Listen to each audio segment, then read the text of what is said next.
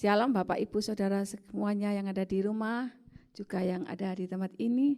Mari kita mulai ibadah pada minggu pagi hari ini dengan kita boleh mengucap syukur pada Tuhan. Kita diberi kesehatan, juga cuaca yang cerah, di mana kita boleh beribadah dan kita boleh bersuka cita di tempat ini. Mari kita pujikan pujian pertama, manis kau dengar Tuhan.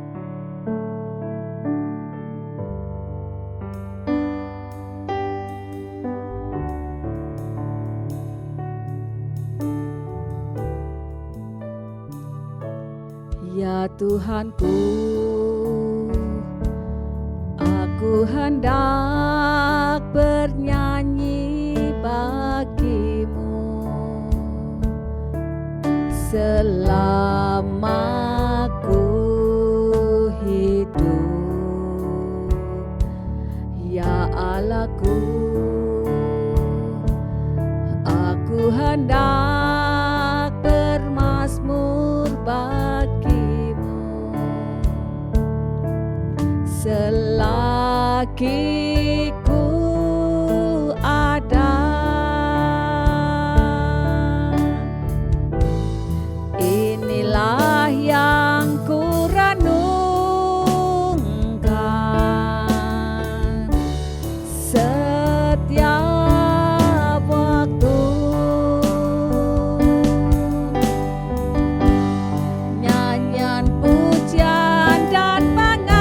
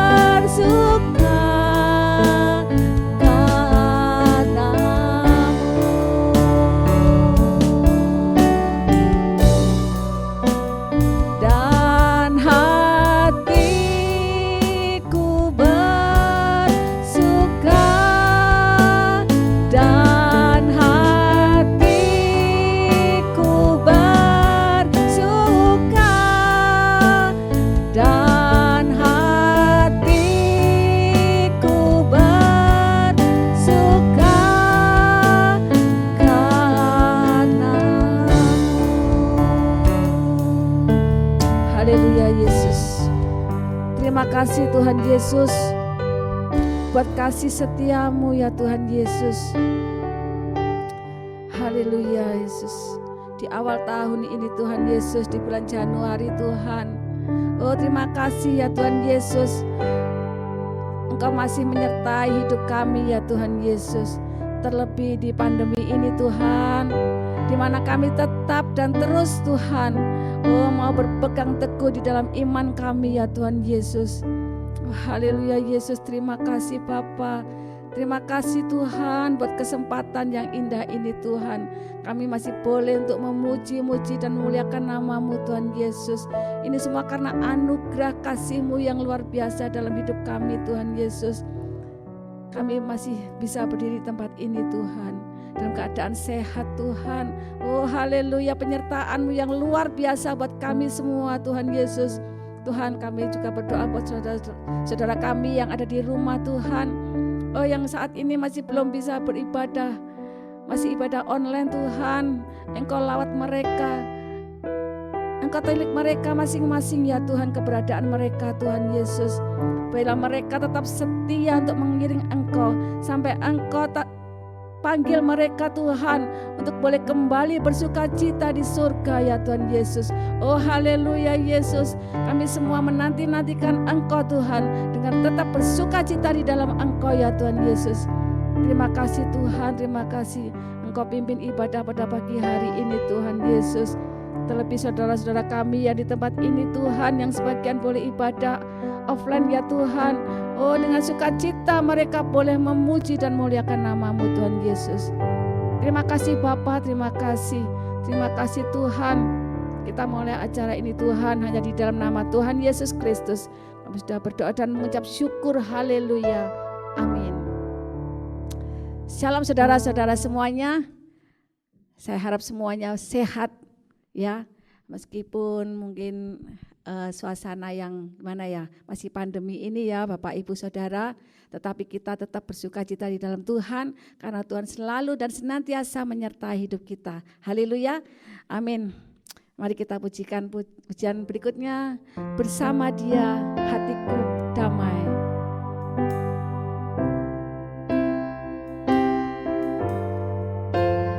Kalaku cari damai, hanya ku dapat dalam Yesus. Kala ku cari ketenangan, hanya ku temui di dalam Yesus. Tak satu pun dapat menghiburku, tak seorang pun dapat menolongku. Hanya Yesus jawaban hidupku. Kala ku cari damai, kala ku cari damai, hanya ku dapat dalam Yesus. Kala ku cari ketenangan, hanya ku temui di dalam Yesus. Tak satu pun dapat menghiburku, tak seorang pun dapat menolongku. Hanya Yesus jawaban hidupku.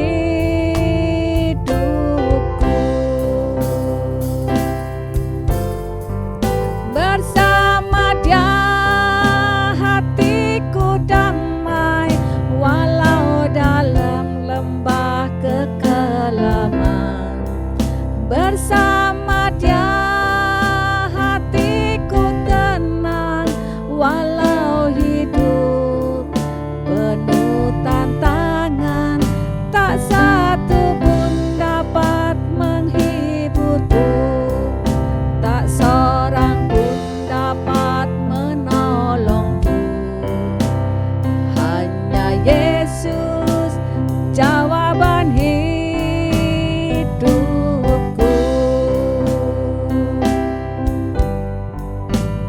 Kala ku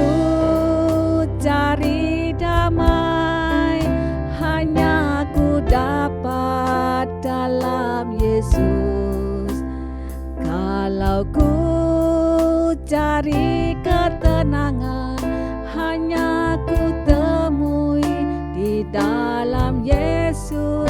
Tak satu pun dapat menghiburku, tak seorang pun dapat menolongku.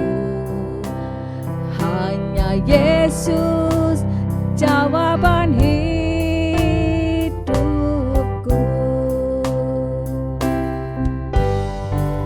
Bersama Dia hatiku damai, walau dalam lembah kekelaman.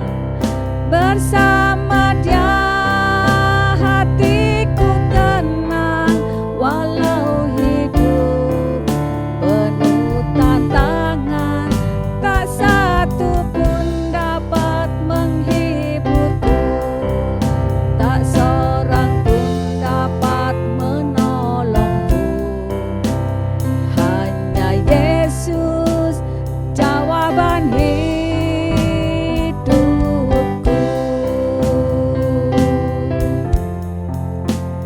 Hanya Yesus jawaban hidupku.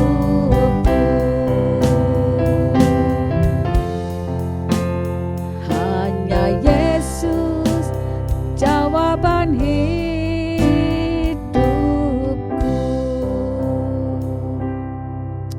Ya benar saudara-saudara semuanya, memang hanyalah Yesus jawaban dalam setiap persoalan kita, di mana mungkin sekarang itu banyak ya tantangan di sana sini, penuh pergumulan saudara-saudara yang lainnya juga, tetapi tetaplah kita berharap hanya kepada Yesus, karena hanya Yesuslah jawaban dalam setiap hidup kita. Haleluya.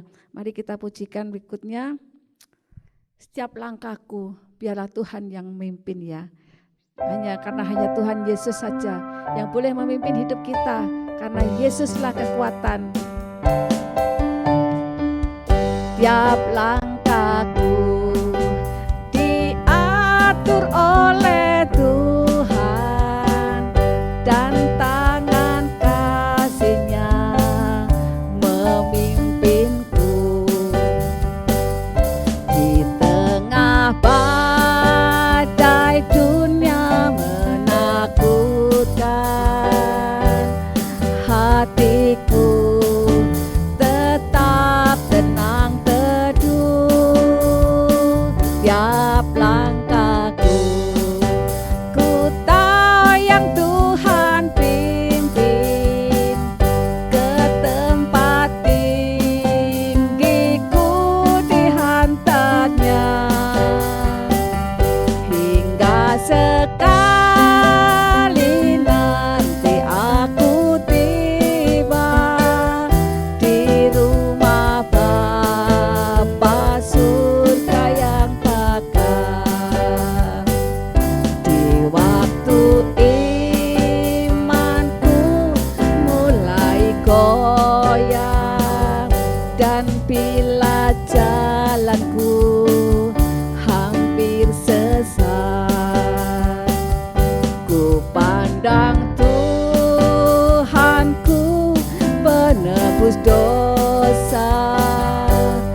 Ku teguh sebab Dia dekat.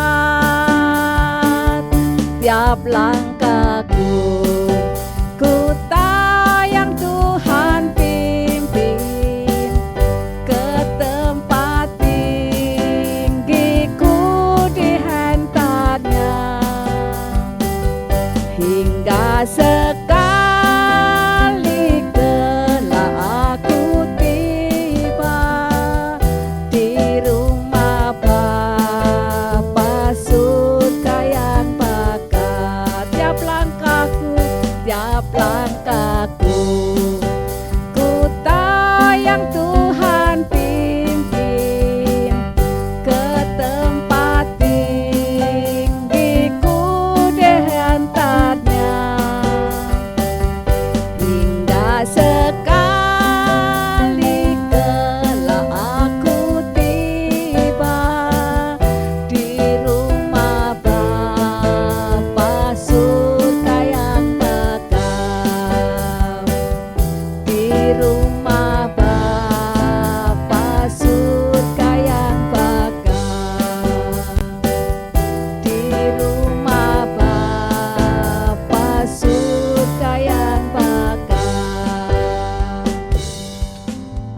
Haleluya, haleluya. Kita semua sedang menanti-nantikan kedatangan Tuhan Yesus, karena di mana kita pasti akan dijemput oleh Tuhan, di mana kita boleh bersukacita bersama Tuhan Yesus di surga. Haleluya. Mari kita sebelum kita masuk dalam mendengar firman Tuhan, kembali kita boleh memuji nama Tuhan, yaitu bersama Bapa aku lewati semuanya. Hanya dengan Tuhan Yesus kita bisa melewati semua tantangan ini. Hanya bersama Tuhan Yesus segala pergumulan-pergumulan kita boleh kita serahkan pada Tuhan, untuk Tuhan boleh selesaikan semuanya, dan kita terus dipimpin oleh Tuhan. Haleluya Yesus. Engkau ada bersamaku di setiap musim hidupku. Tak pernah kau biarkan ku sendiri.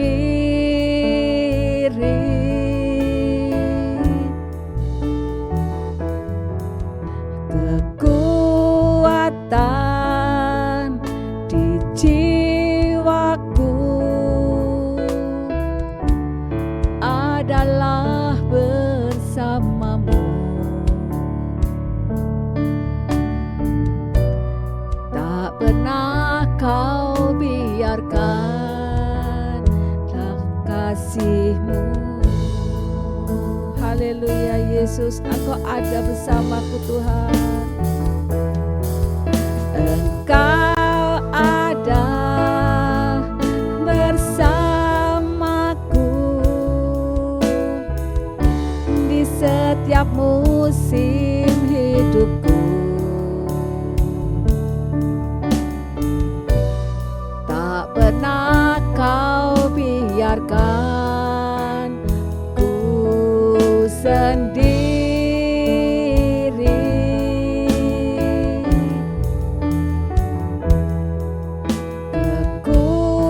Kekuatan di jiwaku adalah bersamamu. Tak pernah ku ragukan kasih-Mu. Bersamamu Bapa, bersamamu Bapa, ku lewati semua perkenanan-Mu yang teguhkan hatiku. Engkau yang bertindak,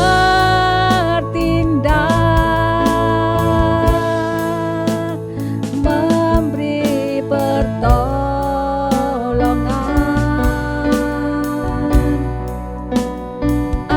Anugerah-Mu besar, berlimpah bagiku. Bersamamu Bapa, bersamamu Bapa,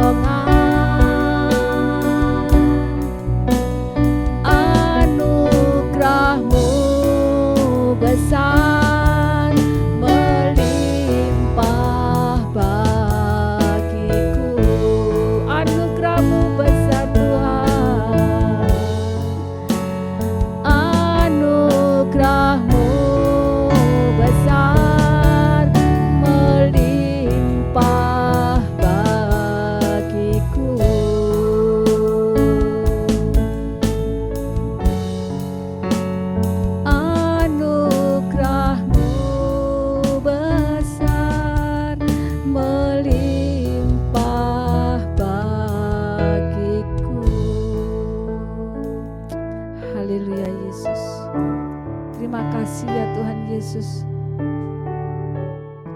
Engkau yang bertindak untuk melewati semua Tuhan. Kami boleh melewati semuanya ini Tuhan, tantangan-tantangan, pencobaan, hanya bersama-Mu Tuhan. Kami boleh melewati semuanya Tuhan Yesus. Kami percaya Tuhan, Engkau tidak akan meninggalkan kami Tuhan.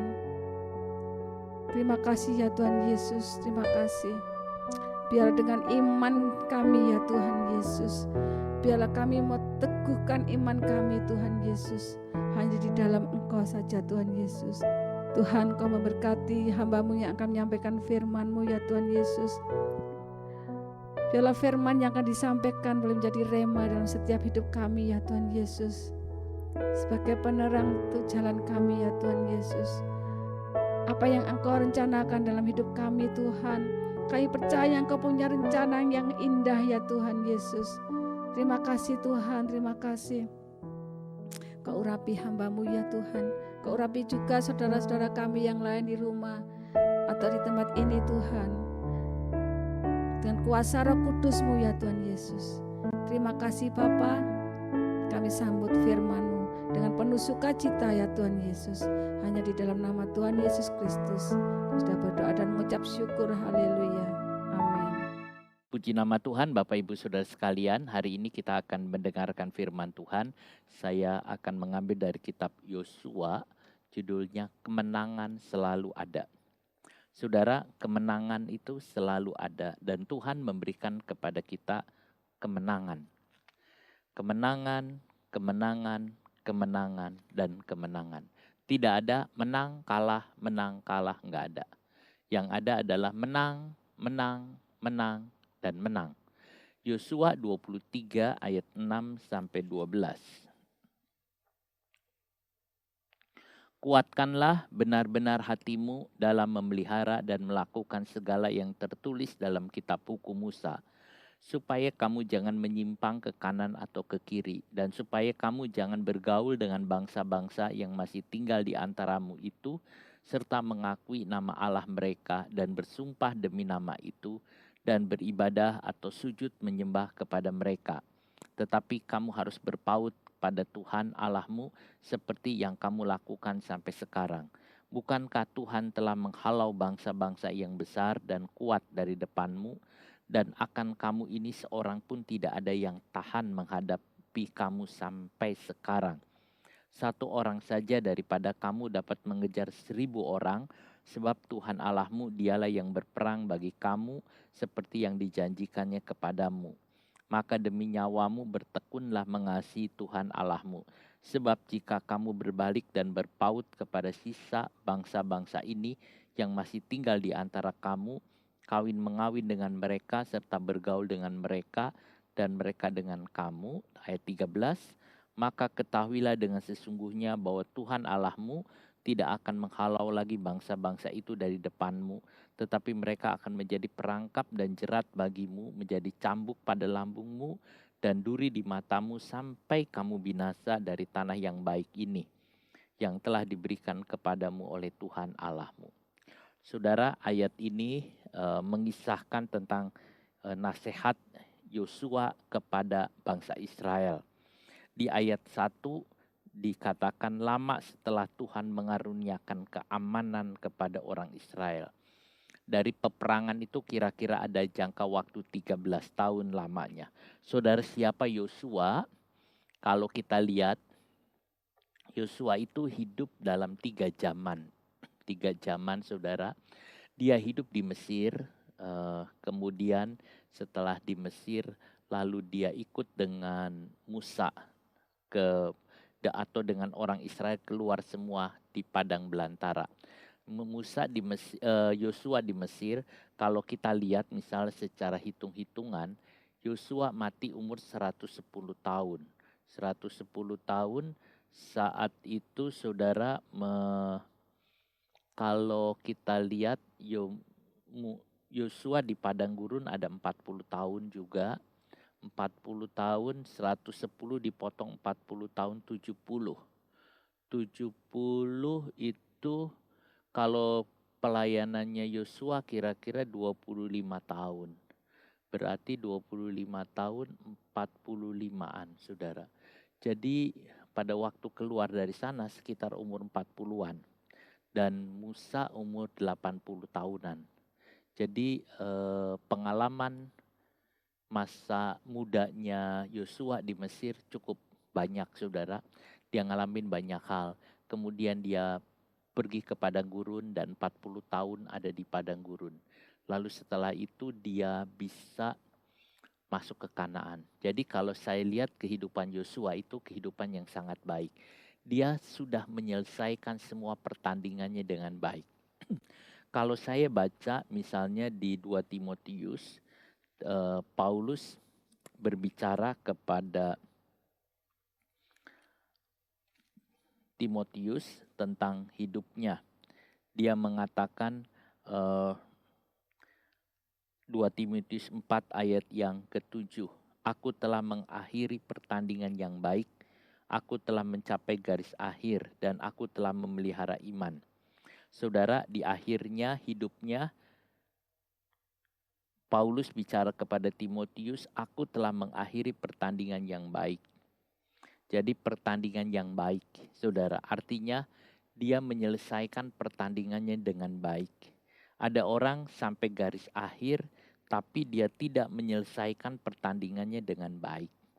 Paulus enggak sampai selesai.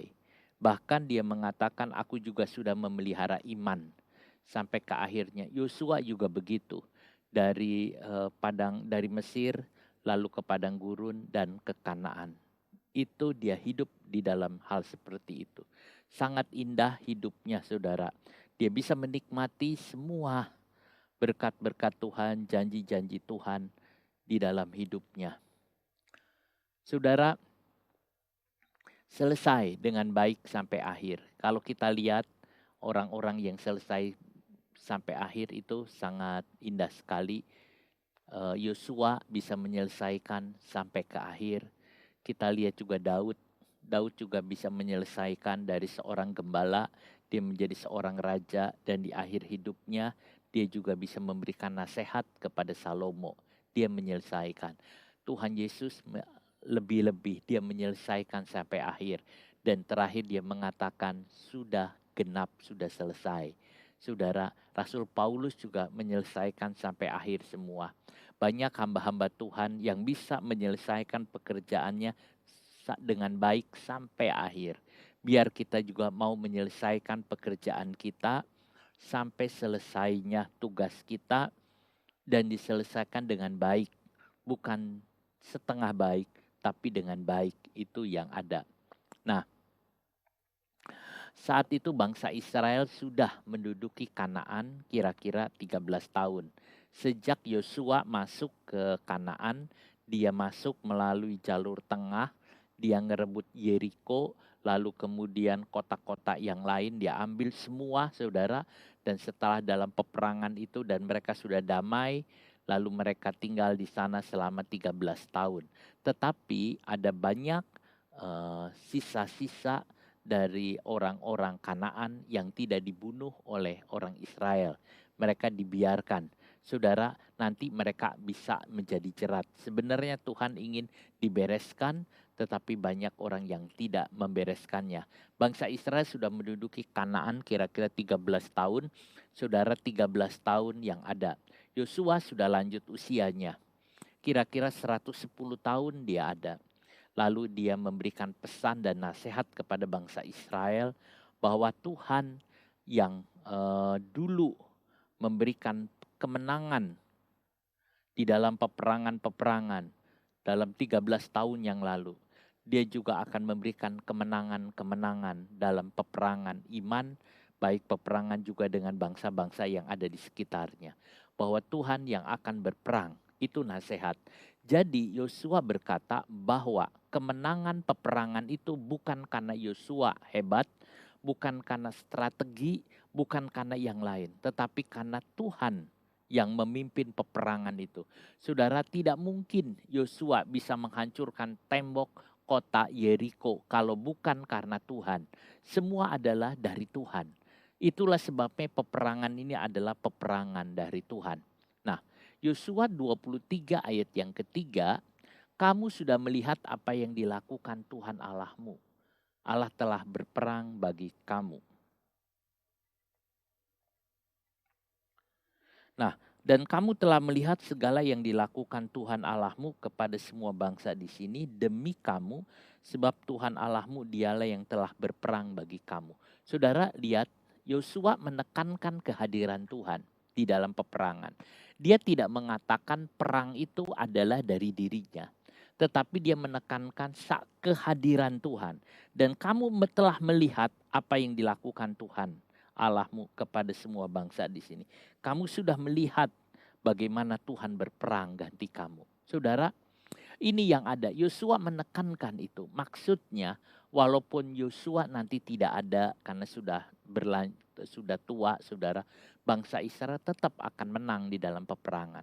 Sebab peperangan mereka itu kepunyaan Tuhan. Tuhan yang akan berperang. Tuhan yang akan berperang. Allah yang memberi kemenangan kepada mereka. Jadi saudara lihat bahwa Allah yang memberi kemenangan kepada mereka. Sebab Tuhan yang berperang. Itu yang kita bisa lihat. Kalau saudara baca di dalam 1 Yosua 12 ya, Yosua 12, maka saudara akan menemukan 31 raja yang dikalahkan ya. Ya, Yosua 12, daftar raja-raja yang kalah. Saudara, kalau kita lihat gambar di sini, ini adalah strategi yang kita lihat dari peperangan Yosua. Tapi strategi ini Tuhan yang atur. Mulai masuk dari jalur tengah, lalu jalur tengah itu memisahkan utara dengan selatan, lalu mereka menyerang, ambil dulu daerah selatan, setelah itu menyerbu daerah utara di dalam peperangan-peperangan itu. Dan mereka mengalami peperangan-peperangan dan mereka mengalami kemenangan. Satu daerah diambil semua. Itu juga karena Tuhan yang memberikan. Tuhan berjanji kepada Abraham, ini adalah negeri yang dijanjikan. Inilah tanah yang baik.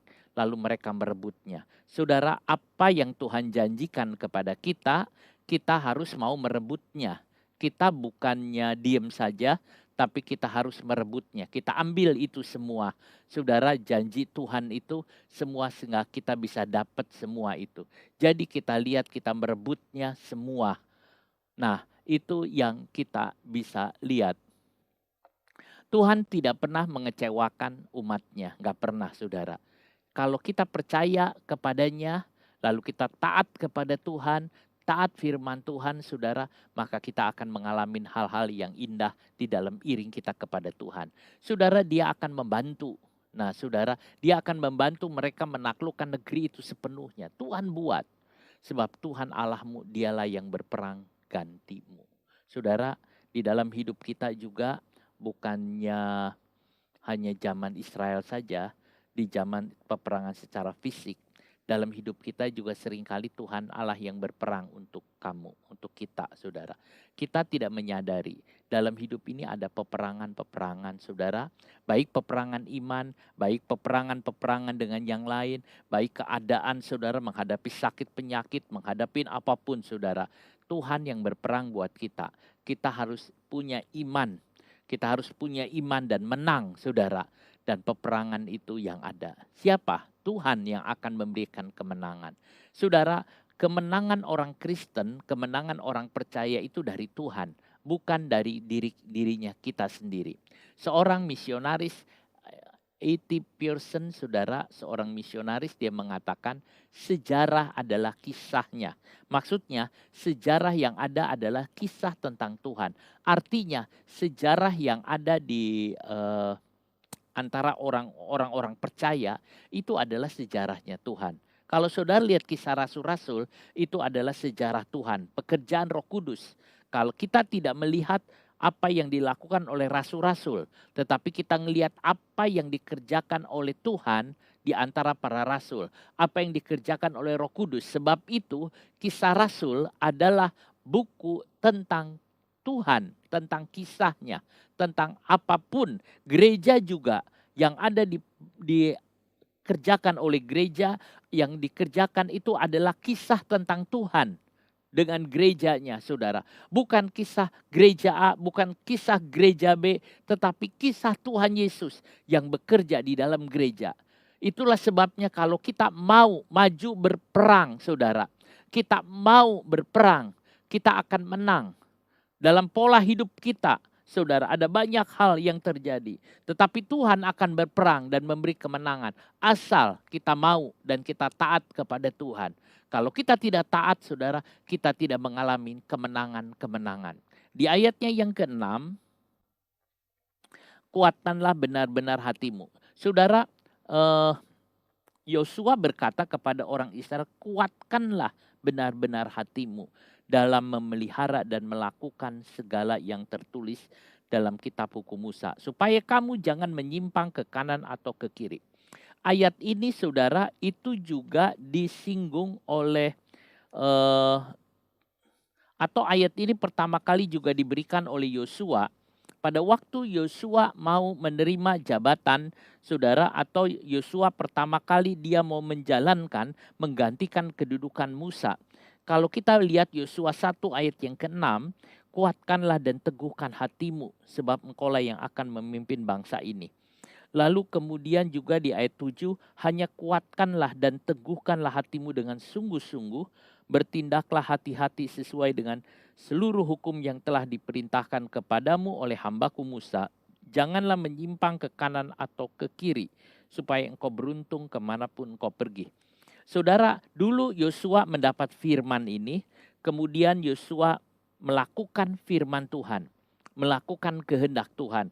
Dan dia berjalan tidak menyimpang ke kanan atau ke kiri, dia taat kepada Tuhan, dia menguatkan hatinya, dia meneguhkan hatinya untuk taat sama firman Allah.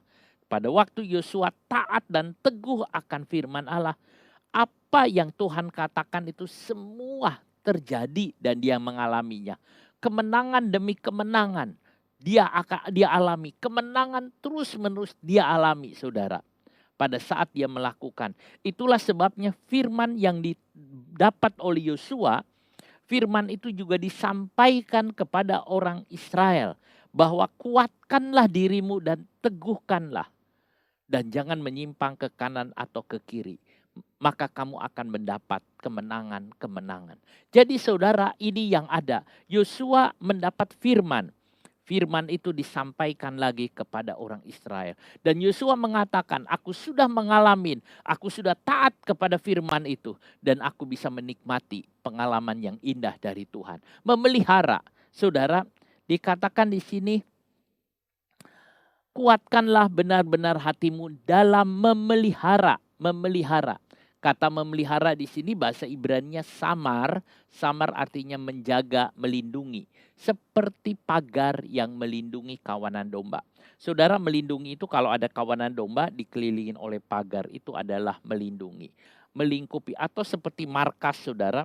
Satu markas mungkin dari markas polisi, saudara. Dia orang keluar masuk tidak boleh sembarangan. Itu yang namanya samar atau melindungi.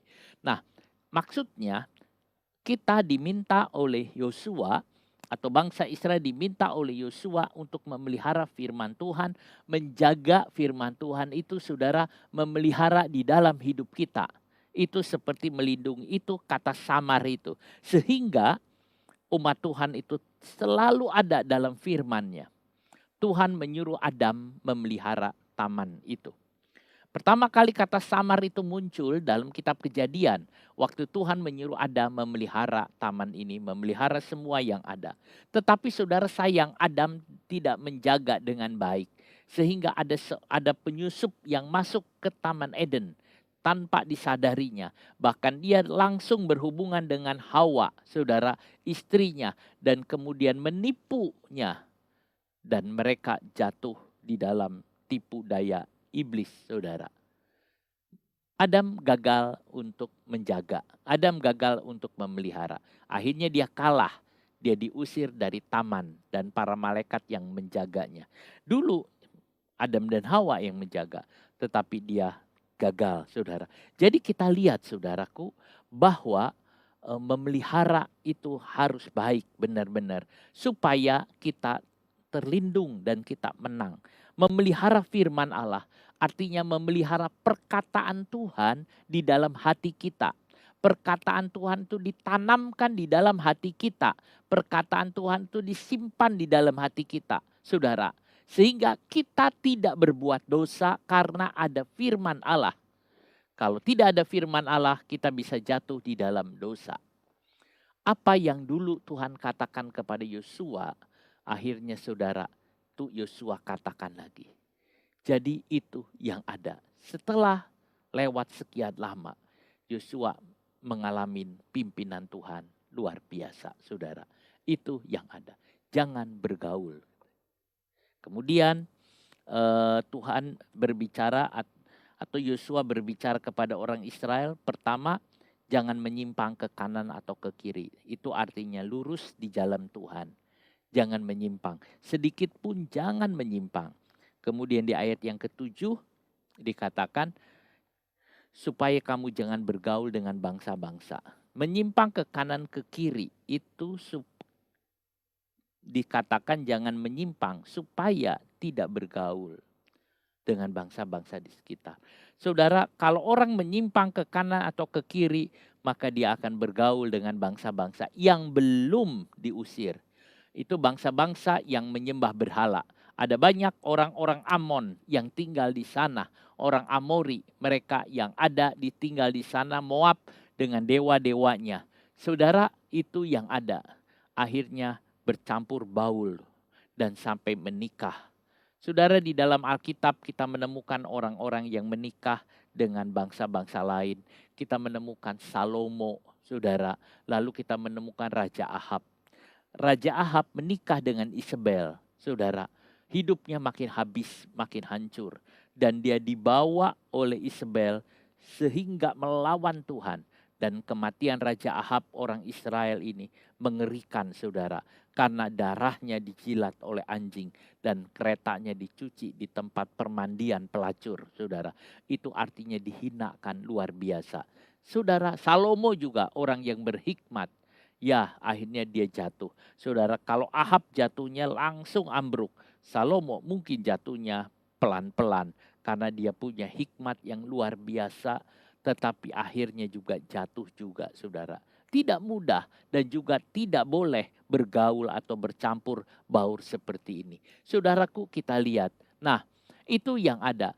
Kalau bergaul atau bercampur, saudara, itu akan dikeluarkan, akan dimuntahkan oleh Tuhan dari negeri Kanaan yang baik itu. Negeri Kanaan adalah negeri yang baik, saudara. Negeri Kanaan itu negeri yang sangat indah.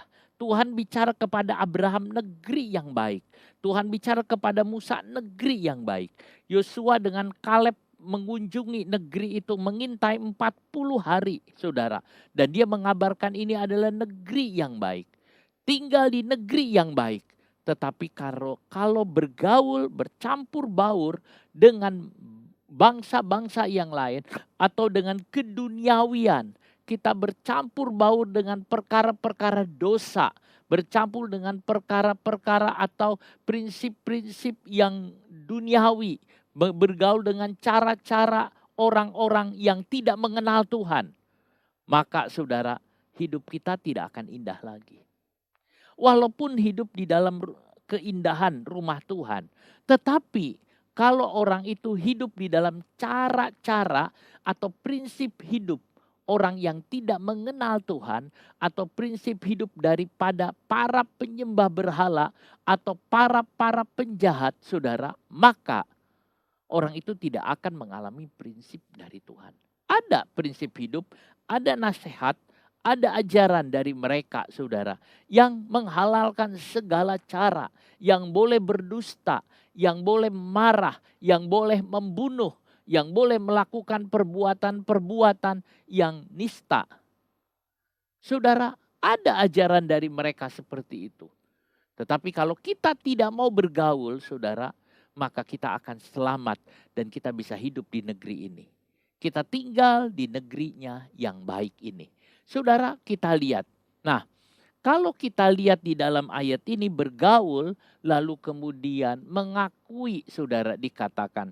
Kalau saya lihat di ayatnya yang ke-7, kita melihat tahapan-tahapan. Dan supaya kamu jangan bergaul, satu bergaul dengan bangsa-bangsa yang masih tinggal di antaramu, serta mengakui nama Allah. Dua, mengakui nama Allah mereka. Dan yang ketiga, bersumpah demi nama itu. Dan yang keempat, beribadah atau sujud menyembah kepada mereka. Ada 4 hal, saudara, yang Yosua katakan. Kalau kamu bergaul dengan mereka, maka kamu akan mengakui nama dewa mereka.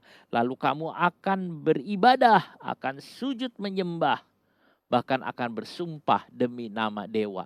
Saudara, di dalam ayat ini, Yosua tidak menyebut nama dewa itu apa.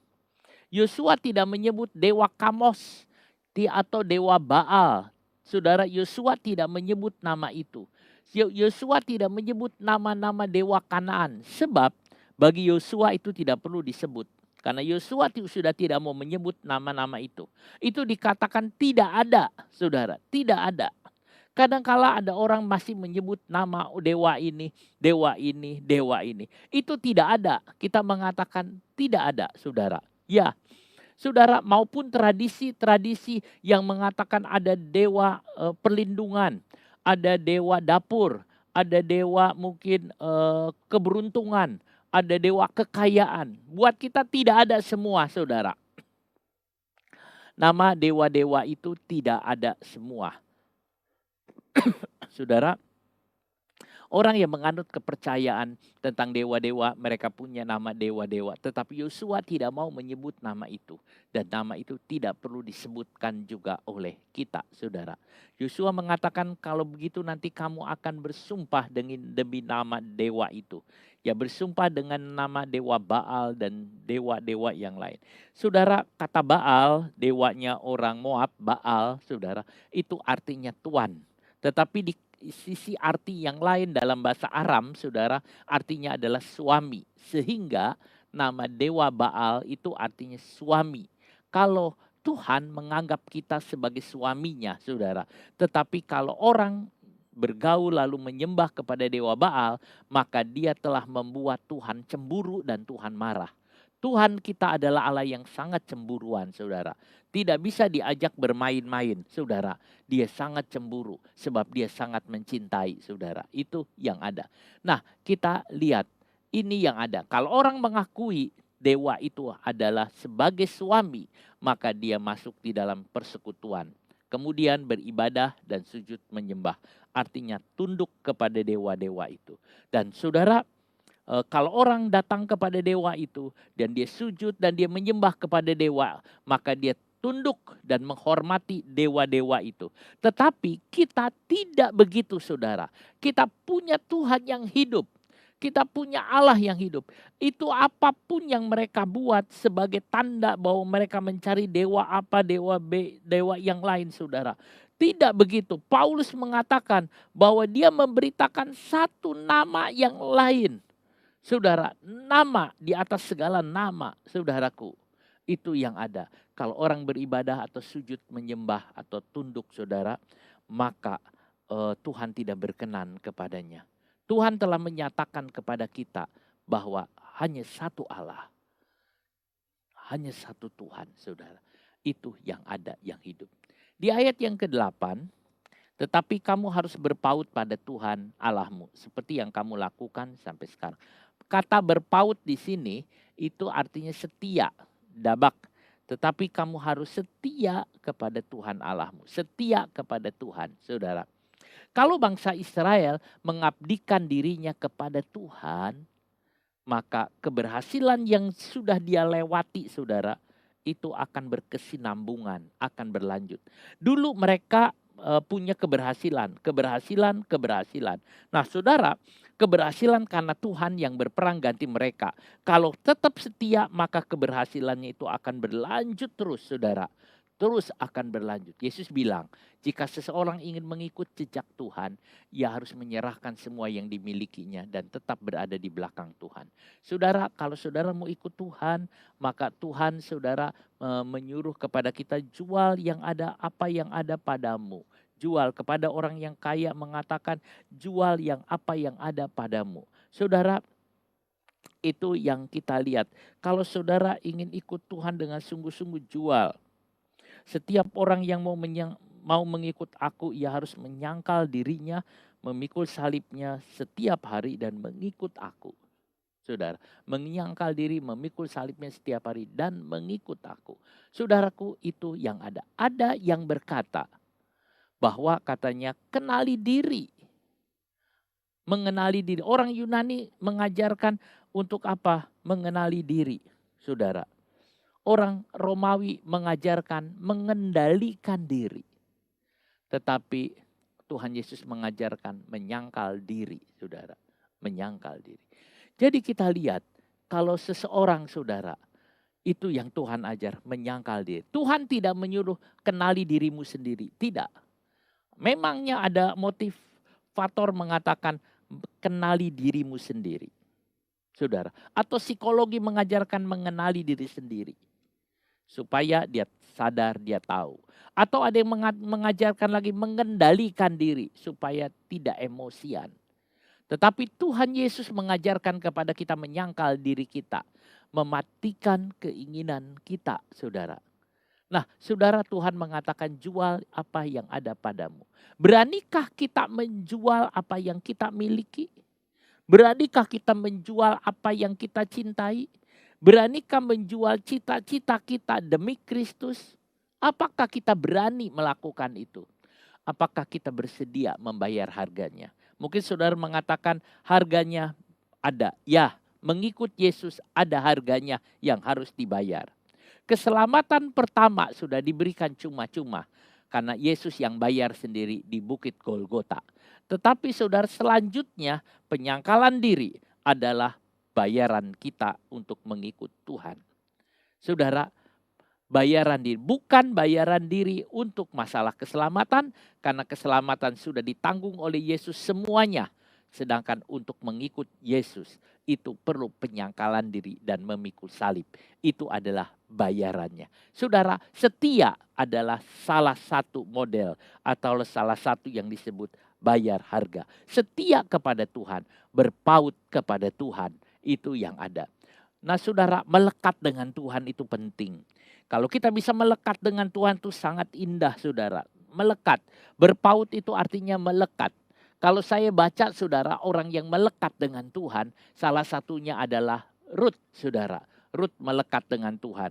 Saudara misalnya membaca di dalam Rut pada waktu Naomi mengatakan kepada Rut, udahlah kamu pulang saja ke negerimu, pulang saja, kamu juga masih muda, kamu juga bisa menikah lagi dengan orang-orang Moab. Tetapi Rut mengatakan tidak.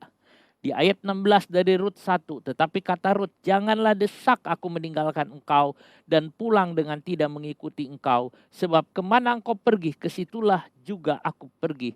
Dan di mana engkau bermalam, di situ jugalah aku bermalam. Bangsamulah bangsaku dan Allahmulah Allahku. Di mana engkau mati, aku pun mati di sana, dan di sanalah aku dikuburkan. Saudara lihat, begitu melekatnya Rut dengan Naomi. Dia melekat. Bahkan dia ingin ikut ke Bethlehem. Dia percaya kepada Allahnya Naomi. Dia meninggalkan bangsanya. Dia meninggalkan negerinya. Dia meninggalkan rasnya, kesukuannya. Dia mau pergi ke Bethlehem. Walaupun dia tidak tahu ada akan terjadi di Bethlehem apa. Tapi Rut dia pergi, namanya Rut melekat. Rut melekat. Rut setia dan melekat, itu yang ada. Ia melekat dengan Naomi. Rut melekat dengan pelayan-pelayan Boas. Saudara, pada waktu Rut sampai di Bethlehem, Rut dia mulai mengambil jelai-jelai, bulir-bulir jelai di belakang para penuai itu. Lalu kemudian dia ambil. Lalu saudara, Boas mengatakan agar dia tetap ada di sana. Dikatakan jangan jauh-jauh dengan mereka. Boas mengatakan tidak usah engkau pergi memungut jelai ke ladang lain, dan tidak usah juga engkau pergi dari sini, tetapi tetaplah dekat pengerja-pengerjaku perempuan. Rut tetap dekat pengerja-pengerja perempuan, dia ambil saudara itu yang ada. Dia melekat di sini. Rut melekat dengan Taurat Tuhan. Pada waktu saudara Naomi mengetahui bahwa Boas masih ada hubungan saudara dengan Elimelek suaminya. Lalu Naomi berusaha untuk Rut menikah dengan Boas, saudara. Dan Rut taat kepada hukum Tuhan. Rut melekat dengan Taurat Tuhan. Rut melekat dengan Tuhan. Akhirnya Rut menikah dengan Boas. Dan Rut punya anak Obed dan Isai. Lalu Isai memperanakan Daud. Luar biasa, saudara. Ini orang yang selalu ingin melekat dengan Tuhan. Dia selalu ingin melekat dengan Tuhan. Dia selalu ingin melekat dengan Tuhan. Apapun yang ada, dia ingin melekat dengan Tuhan, dengan Taurat Tuhan. Saudara, apakah saudara mau melekat dengan Tuhan? Saudara, pertama dia mau melekat imannya. Imannya dia gantungkan kepada imannya atau kepada Allahnya. Naomi, dia melekat. Lalu kemudian dia melekat di dalam satu pekerjaan. Dia percaya Tuhan yang mengatur dia untuk mengambil pungutan jelai. Dia melekat terus. Akhirnya dia menikah dengan Boas. Oh saudara, itu hal yang indah. Rut mendapat ganjaran yang indah. Rut mendapat upah yang indah dari Tuhan. Dan Rut orang yang berbahagia, saudara. Bahkan dia akan melahirkan atau menurunkan Raja Daud, saudara. Daud yang ada. Daud juga melekat dengan Tuhan. Dalam Mazmur 101 ayatnya yang ketiga. Mazmur 101 ayatnya yang ketiga.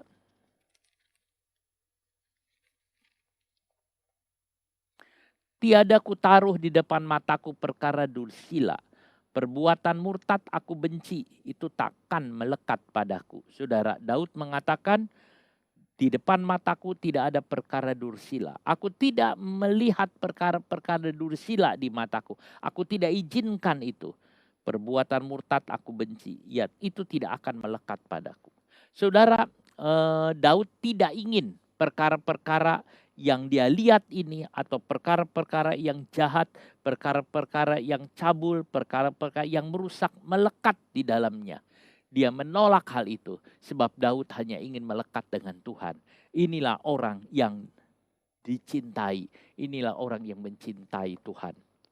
Yosua 23 ayat 9. Bukankah Tuhan telah menghalau bangsa-bangsa yang besar dan kuat dari depanmu, dan akan kamu ini seorang pun tidak akan tahan menghadapi kamu sampai sekarang. Saudara, tidak ada yang tahan menghadapi orang Israel, menghadapi kamu. Mengapa tidak ada tahan? Sebab ada Tuhan yang besar. Kalau kita percaya kepada Tuhan, maka lawan-lawan kita tidak bisa tahan, saudara, berhadapan dengan kita. Tidak ada orang yang mampu berdiri di depan mereka. Dimanapun musuh ditemui, dia telah dikalahkan. Semua musuh telah dikalahkan, saudara. Tidak ada yang dapat bertahan di hadapan orang yang berani percaya kepada Tuhan. Kalau kita mempercayai Tuhan penuh, mempercayai Tuhan 100% penuh, saudara. Ini iman ya. Maka tidak ada orang yang bisa bertahan. Berani bertahan, saudara. Pasti gak bisa. Apapun juga, saudara, tidak akan bisa tahan. Sebab apa? Sebab ada Tuhan. Ini benar, saudara. Kalau saudara mempercayakan Tuhan dalam hidup saudara, problem apapun tidak akan bisa tahan, saudara, menghadapi saudara. Problem yang besar sekalipun akhirnya akan undur. Saudara, ini benar. Jadi kita punya masalah. Saudara punya problem. Ya. Tetapi saudara, problem saudara besar. Ya. Problem anak, problem keluarga, problem pekerjaan, problem pergaulan. Macam-macam, saudara. Ada banyak program. Keuangan, nafkah atau apapun banyak, saudara. Tetapi kalau saudara punya Tuhan dan berdiri dan bermegang Tuhan, saudara, sampai dengan setia, maka itu tidak tahan lama, saudara. Akhirnya itu juga akan pergi. Saudara, ini yang ada. Sebesar apapun juga tetap akan pergi. Kita harus percaya, saudara. Sebesar apapun, pasti akan hilang, akan pergi. Musuh-musuh itu besar, lebih kuat dari kita. Tetapi tetap mereka nggak berdaya. Ada musuh-musuh yang besar, lebih kuat. Ada problem yang tidak kuat ditanggung, saudara. Ada problem atau masalah yang mungkin saudara tidak sanggup untuk menanggungnya. Kalau kita lihat Daud dengan Goliat, itu tidak mungkin bisa diadu. Itu tidak tandingan. Bagaimana petinju kelas berat melawan petinju kelas ringan, saudara? Enggak mungkin. Sekali hantam, petinju kelas ringannya itu udah kalah, saudara. Saudara, bagaimana Goliat dihadapi dengan Daud? Itu tidak mungkin. Tetapi bagi orang yang setia berpaut kepada Tuhan, tidak ada masalah dengan Goliat. Goliat juga akan lalu, saudara. Tidak akan ada masalah. Musuh itu besar, lebih kuat dari saudara. Problem masalah itu besar buat saudara, besar. Tetapi jangan takut, saudara. Saudara, mereka nggak akan berdaya. 1 Yohanes 5 ayat yang keempat. Di dalam 1 Yohanes 5 ayat yang keempat,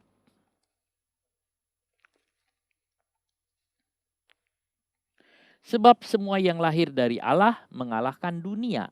Dan inilah kemenangan yang mengalahkan dunia, iman kita. Saudara, yang lahir dari Allah mengalahkan dunia. Dan itu adalah iman kita. Saudaraku, itu yang ada. Jadi, percayakan dirimu kepada Tuhan. Yosua 23 ayat 10. Ada kata yang indah yang ditulis di sini. Yosua 23 ayat 10. 1 orang saja daripada kamu dapat mengejar 1.000 orang. Ini luar biasa, saudara. Kata 1.000 ini, elef. Kalau kita lihat Ibrani kata 1.000, itu artinya juga banyak. Jadi 1.000 itu maksudnya banyak, saudara. Jadi banyak sekali. Bukan 1.000, menurut kita itu 1.000. Pas angka 1.000, bukan. 1.000 itu artinya banyak, saudara. Ayat ini menunjukkan kemenangan yang luar biasa. 1 orang bisa mengalahkan begitu banyak orang, saudara. Begitu banyak. Jadi kita lihat ini yang Tuhan katakan. Dari dulu Tuhan katakan, Yosua selalu ingat ayat ini. Bahwa 1 orang bisa mengalahkan 1.000. Saudara, beberapa ayat yang kita bisa baca dalam Imamat 26. Imamat 26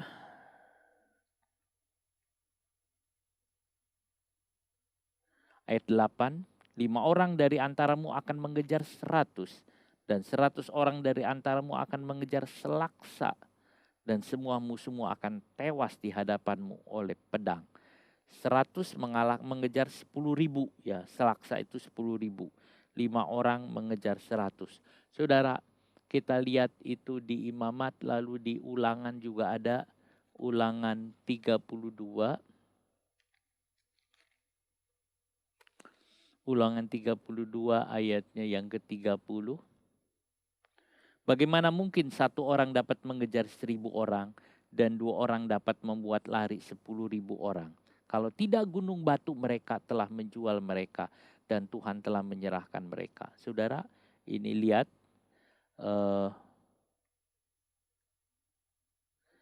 Ya saudara, tidak mungkin bisa 1 orang mengejar 1.000 orang. Tetapi Yosua sudah mengatakan kalau dengan Tuhan bisa menghadapi semua. 1 orang mengalahkan 1.000 orang. Saudara, kita lihat. Jadi tidak mungkin umat Tuhan kalah di dalam peperangan. 1 orang bisa mengalahkan 1.000 orang. Ini luar biasa, saudara. Dia bisa. Jika kalah pasti ada masalah. Kalau orang umat Tuhan itu kalah pasti ada masalah. Kita tidak mungkin kalah. Apapun tidak mungkin. Sebab 1 orang mengalahkan 1.000 orang. Ini luar biasa, saudara.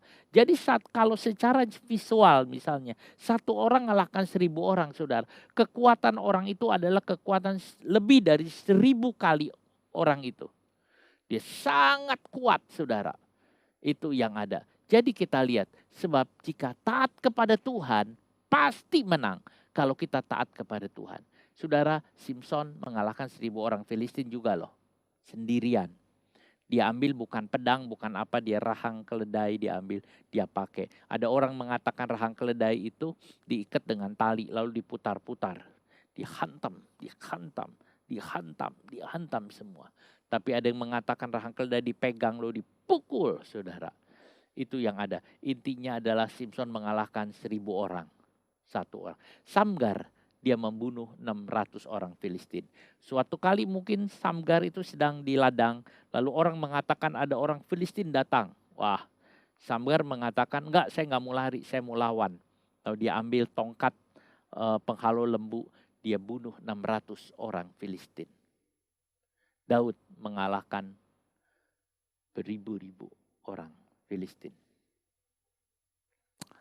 Jadi saudara, dengan Tuhan bisa. Bahkan Daud selalu menang di dalam peperangan.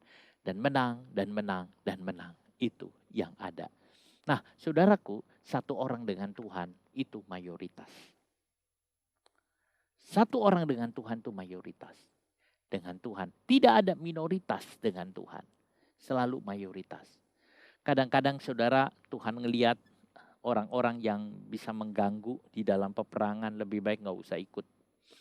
Waktu Gideon mau berperang, dia nyiapkan orang-orang muda begitu banyak. Ada 32.000 orang muda untuk membantu Gideon perang melawan musuh. Tapi Tuhan mengatakan, gak usah, dia akan mengganggu. Tanya, siapa yang khawatir, siapa yang takut, silakan pulang. Yang pulang banyak sekali. 22.000 pulang, saudara. Kemudian Tuhan mengatakan masih kurang. Lalu kurangi, masih banyak. Akhirnya dengan caranya Tuhan mereka menguji di Sungai Yordan dan tinggal 300 orang. Buat Tuhan 300 orang saja sudah banyak, saudara. Tetapi ya untuk menguatkan iman Gideon, saudara, ya Tuhan izinkan 300. Dan 300 itu mereka berperang dan menang. 300 itu terlalu sedikit, tetapi dengan Tuhan menang. Bahkan lebih sedikit lagi juga bisa, saudara. Tuhan bisa memberi makan dengan 5 roti dan 2 ikan untuk 5.000 orang.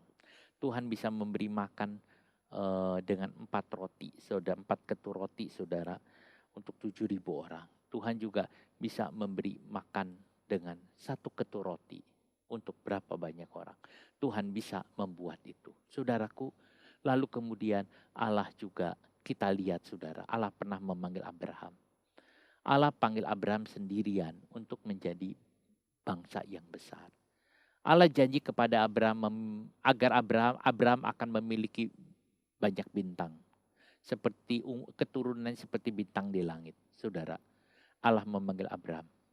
Allah memanggil Musa untuk mengalahkan tentara Firaun. Allah memanggil Musa sendirian.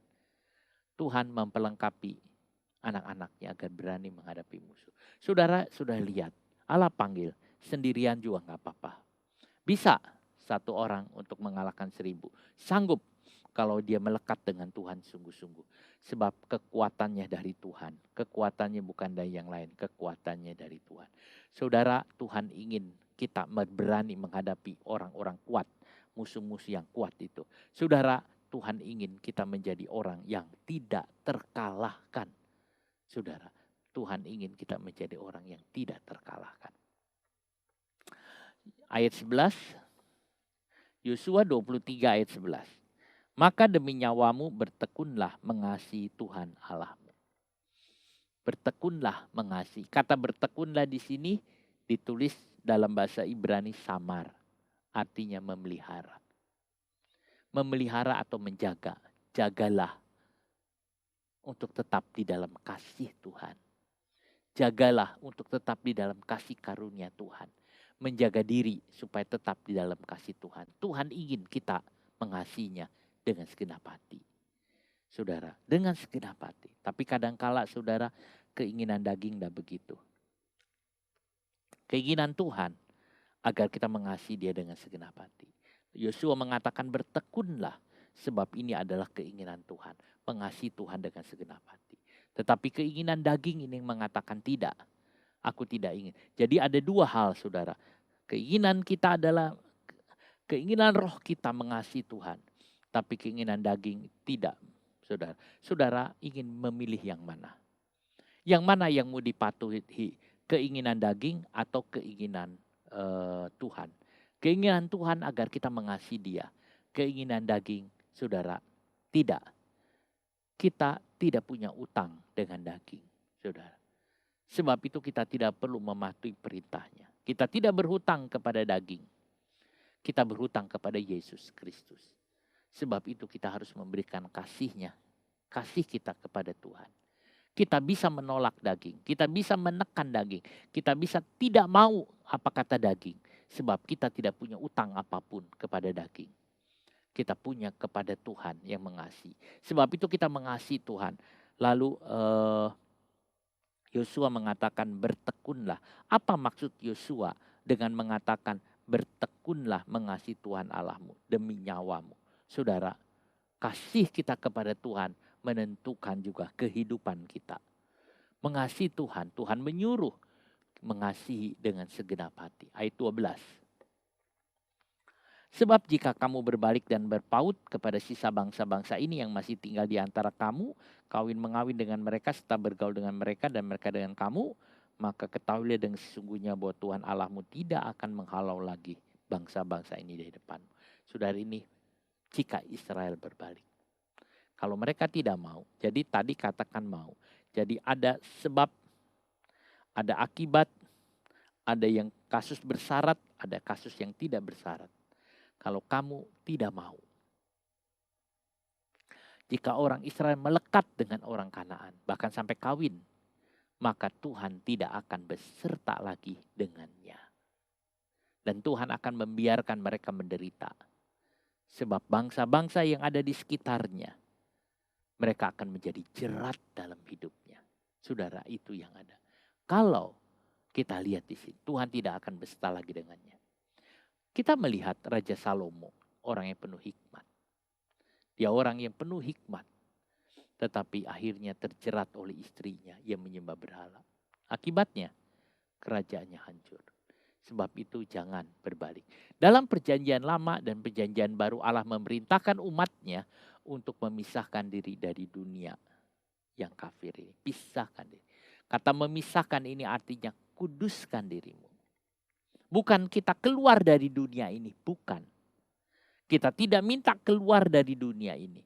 Kita tidak minta pindah dari dunia ini. Tetapi kita menguduskan di tengah-tengah dunia yang penuh kejahatan. Kita tidak mau berbuat dosa, kita tidak mau berbuat jahat di tengah-tengah dunia ini. Kita tidak mau mengikuti pola hidup dunia ini. Kita tidak mau mengikuti ajarannya. Sebab apa? Kita adalah terang dunia ini. Masakah kita yang disebut terang dunia ini mengikuti ajaran dunia ini? Dunia ini gelap dan kita adalah terang. Kita adalah terang dunia itu dan kita datang yang menerangi. Kita tidak mungkin mengikutinya. Saudara, jika saudara tidak ngalamin kemenangan atas dunia, daging dan iblis, itu bukan karena Tuhan tidak memiliki kekuatan. Tetapi karena kita, karena saudara yang membuat kuasa Tuhan itu tidak bekerja. Sebab dosa-dosa. Kalau ada dosa-dosa di antara umat Tuhan, maka kuasa Tuhan tidak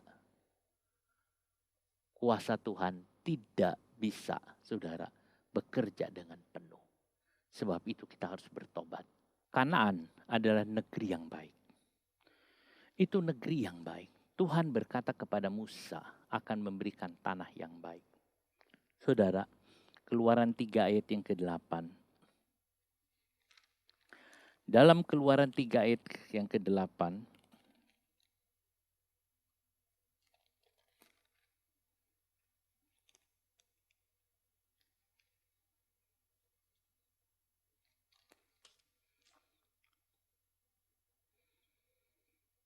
sebab itu aku telah turun untuk melepaskan mereka dari tangan orang Mesir dan menuntun mereka keluar dari negeri ini ke suatu negeri yang baik dan luas. Negeri dan baik. Yosua dan Kaleb menggambarkan Kanaan sebagai tanah yang baik.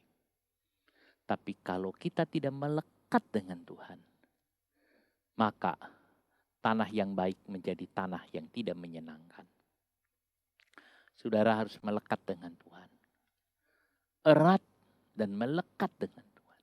Kita melekat dengan Tuhan, saudara. Kalau tidak melekat dengan Tuhan, maka hidup ini akan jadi jerat. Beberapa hal yang dapat menjerat orang Kristen. Ada beberapa hal yang bisa menjerat orang Kristen, saudara. 1, perkataan. perkataan janji-janji. Sebab itu hati-hati dengan perkataan. Dalam Amsal pasalnya yang ke-6 ayatnya yang kedua.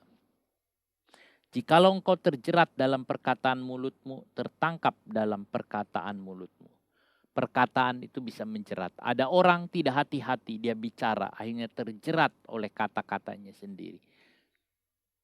Yefta bernasar dan dia terjerat oleh nasarnya sendiri.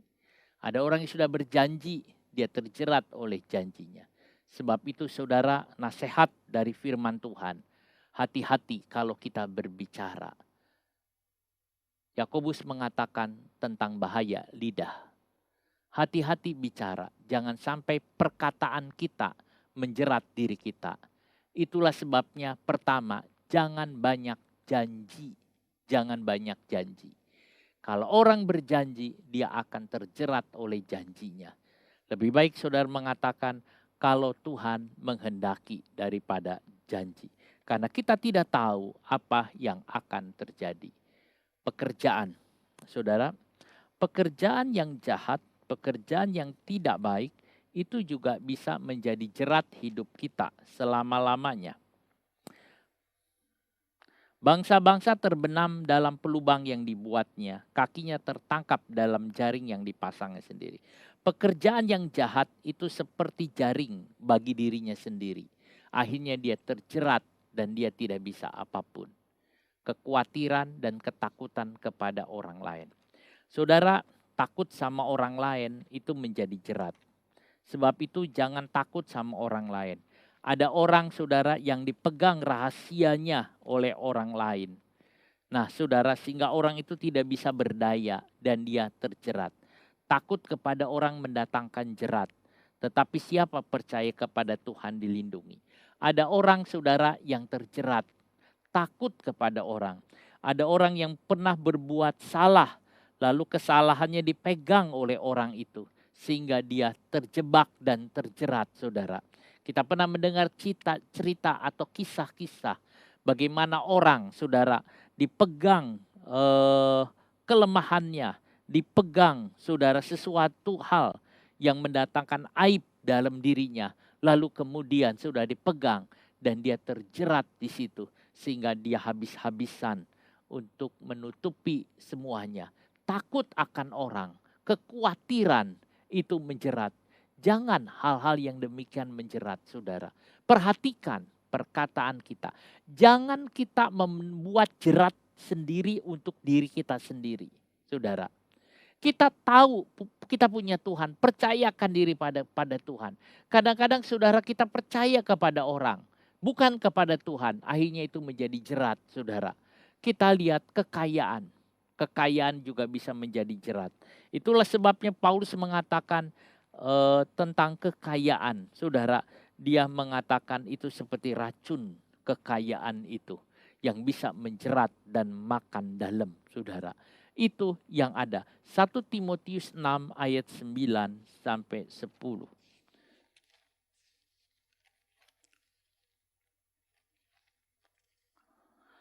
Tetapi mereka yang ingin kaya terjatuh ke dalam pencobaan, ke dalam jerat dan ke dalam berbagai-bagai nafsu yang hampa dan yang mencelakakan, yang menenggelamkan manusia ke dalam keruntuhan dan kebinasan. Ingin akan kekayaan, ingin kaya, saudara. Bukan kekayaan tapi ingin kaya. Orang yang ingin kaya, selalu dia pikirkan kekayaan, dia akan terjerat dan habis, saudara. Dia akan habis. Orang yang bermain dengan uang akan terjerat oleh uang itu. Sebab uang adalah akar segala. Cinta akan uang akar segala kejahatan. Perangkap jahat. Sombong. Sombong juga saudara itu jadi jerat. Ada orang yang sombong. Dia menganggap dirinya paling hebat. Dan itu menjerat hidupnya. Karena dia ingin dipuji dan dipuji terus. Seperti Haman yang sombong. Karena dia sudah terjerat oleh keangkuhannya. Maka dia memaksa untuk semua orang menyembah dia. Waktu ada orang tidak menyembah dia, dia sangat menderita dan dia berusaha membunuh. Tapi akhirnya dia binasa juga, saudara. Kegagalan dalam menepati janji, mencemooh, persekutuan yang salah, menyembah berhala, amarah. Marah juga bisa menjerat. Jangan kita berhubungan dengan orang yang marah. Amsal 22 ayat 24.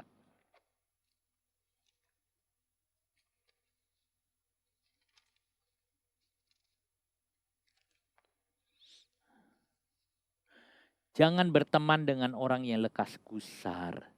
Jangan bergaul dengan seorang pemarah. Jangan bergaul dengan seorang pemarah. Marah bisa menjerat. Apalagi marah tidak terkendali. Jangan bergaul katanya. Saudara, ini jerat-jerat yang hebat itu yang terjadi. Jadi kalau hidup kita dipimpin Tuhan, saudara, maka kita akan tidak mudah terjerat. Kita jaga lidah kita baik-baik. Kita jaga, saudara, dengan orang-orang yang amarah. Hati-hati dengan orang-orang yang amarah. Mereka akan menjerat saudara. Hati-hati dengan, jangan berharap kepada orang lain. Itu adalah jerat. Jerat itu akan membuat rohani saudara tidak bisa maju. Kalau saudara takut, saudara tidak akan bisa maju. Kita tidak akan mudah terjerat. Kita harus lolos dari tipu muslihat iblis. Percayalah kepada Tuhan. Percayalah. Taatlah kepada Tuhan. So, taatlah. Berani untuk ikut Tuhan. Jalan terus. Jalan terus. Maka hidup kita akan indah, saudara. Yosua mengatakan bahwa dulu dia mengalami perkara yang indah. Dan dia sudah melakukan, dia sudah mempraktekkan, dia sudah menjalankan. Dia menguatkan hatinya. Dia membuat jalannya tidak menyimpang ke kanan dan ke kiri. Dia lurus, dia jalan. Walaupun di padang gurun, walaupun dalam peperangan, dia menikmati keindahan dengan Tuhan. Apalagi sekarang orang Israel tinggal di negeri yang indah, di negeri Kanaan. Kalau dia lurus jalan dengan Tuhan, dia juga akan mengalami hal yang sangat indah. Di dalam dunia peperangan yang keras, yang mungkin gawat ini, itu indah. Apalagi di negeri yang aman, damai itu. Maka dia akan indah. Tetapi kalau orang Israel walaupun tinggal di negeri yang indah ini, dia hidup tidak melekat dengan Tuhan. Maka bukan kesenangan yang dia dapat, tetapi kesulitan, jerat, cambuk, penderitaan dia akan alami. Jadi saudara, yang paling penting adalah melekat dengan Tuhan. Menempel dengan Tuhan. Maka saudara akan mengalami yang indah. Kemenangan didapat karena kita melekat dengan Tuhan. Kemenangan didapat karena kita jalan bersama dengan Tuhan. Saudara, kemenangan. Di dalam nama Tuhan Yesus Kristus, kemenangan itu kita dapat. Kita adalah orang-orang yang berkemenangan. Tidak mungkin kalah. Sebab Tuhan selalu memberi kemenangan bagi kita. Kemenangan yang luar biasa. Kemenangan yang indah. Percaya kepada Tuhan. Percaya kepada Tuhan. Kemenangan itu besar, saudara. Itu yang ada. Sebab itu, saudara, nasihat dari Yosua kepada orang Israel itu adalah nasihat buat kita. Kalau saudara tetap di dalam Tuhan, saudara-saudari tinggal bersama dengan Tuhan dan menikmati perkara yang indah. Itu hanya didapat dengan melekat. Kalau kita melekat, kita menang dengan Tuhan. Saudara, kita akan menyanyi satu nyanyian, kemenanganlah, kemenanganlah, oleh darah Yesus, kemenanganlah.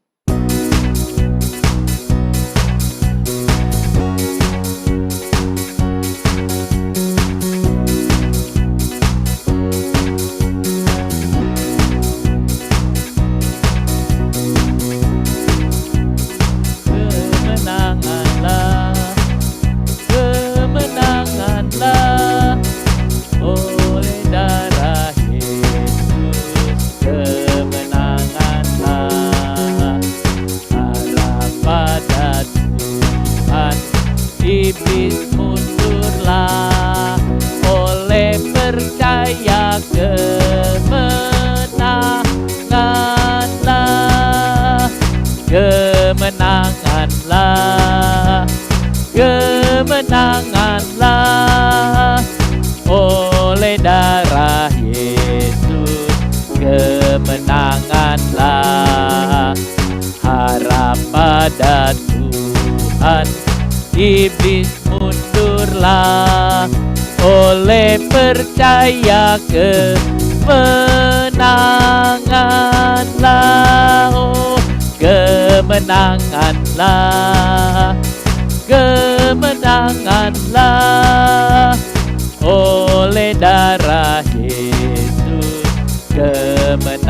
Janganlah harap pada Tuhan, iblis mundurlah oleh percaya kemenanganlah.